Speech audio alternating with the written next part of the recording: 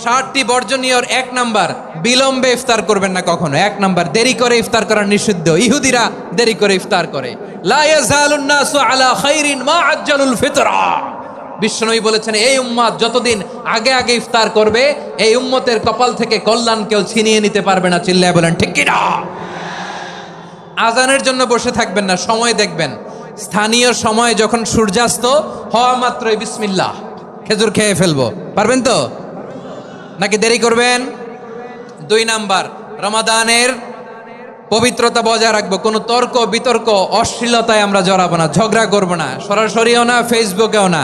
করবেন কেউ গালি দিলে বলবেন ইন্নিমরুউন সায়েম, আমি রোজাদার। আল্লাহর হাবিব শিখিয়েছেন, কেউ যদি তোমার গালি দেয়, কটু কথা বলে, অশ্লীল কথা বলে, রমজানে তুমিও বলতে পারবে না। তুমি বলতে পারবা ইন্নিমরুউন সায়েম, আমি রোজাদার। আজকে থেকে নিয়ত করেন, রমজানে কেউ গালি দিলে আপনি একটা গালি দিবেন নাকি? কি বলবেন? রোজাদার, রমজানের পবিত্রতা আমি ভঙ্গ করতে পারবো না। অশ্লীল নাটক সিনেমা আমরা দেখব না। যে রমজানে মিথ্যা কথা, মিথ্যা কাজ, মিথ্যা সাক্ষী ছাড়তে পারে নাই, তার না খেয়ে থাকা, উপবাস থাকা দিয়ে আল্লাহর কিছু যায় আসে না।